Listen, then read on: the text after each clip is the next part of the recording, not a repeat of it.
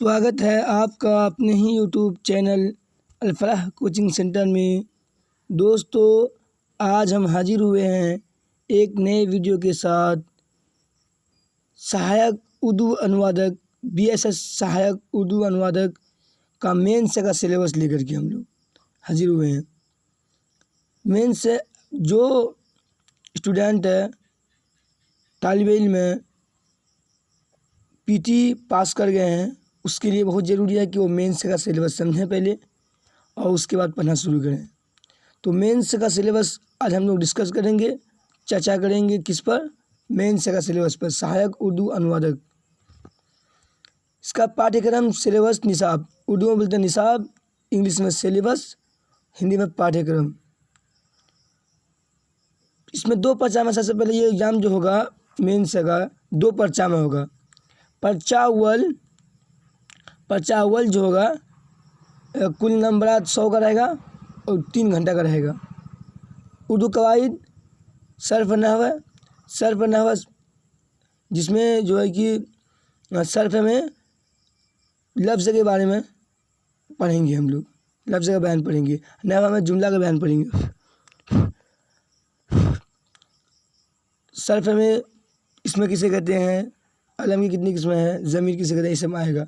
नहव में जो है कि हम लोग तरकीबी पढ़ेंगे, मतलब तरकीब देने के लिए कहाँ क्या लगाएं।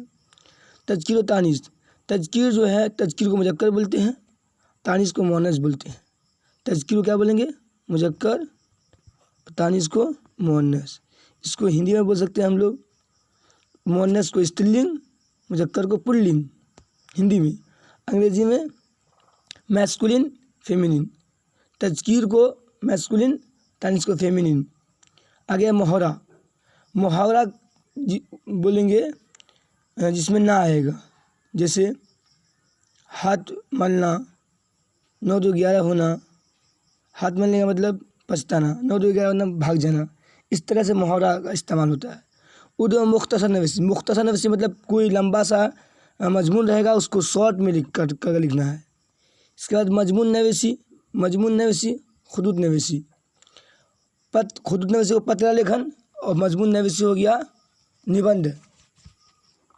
तो ये पर्चा अव्वल का सिलेबस हुआ। पर्चा 2 में क्या आएगा? पर्चा 2 में हिंदी से उर्दू तर्जुमा, उर्दू से हिंदी तर्जुमा, यानी हिंदी से उर्दू में तर्जुमा करना है। कोई जुमला रहेगा, कोई वाक्य रहेगा, उसको हिंदी से उर्दू में तर्जुमा करना है। उर्दू से हिंदी में तर्जुमा करना है।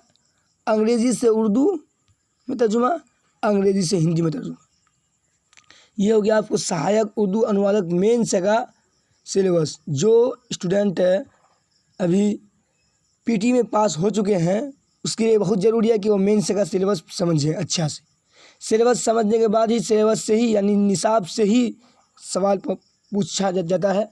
एक सवाल भी जो हम लोग पीटी का एग्ज़ाम दिए थे, एक भी सवाल उसमें सिलेबस से बाहर नहीं हुआ था, सिलेबस के अंदर से ही पूछा गया था। तो उम्मीद करते हैं कि आप लोग को ये वीडियो पसंद आया होगा। पसंद आया है तो मेरे यूट्यूब चैनल को सब्सक्राइब करें और इसी तरह का वीडियो पाने के लिए यूट्यूब चैनल को सब्सक्राइब करें, बेल आइकन दबाएं और शेयर करें, ताकि जो भी स्टूडेंट है किसी दूसरे का भी भला हो जाए। और ये वीडियो कैसा लगा कमेंट में ज़रूर बताएं। मिलते हैं नेक्स्ट वीडियो में, जब तक के लिए bye. Thank you, all the best, शुक्रिया।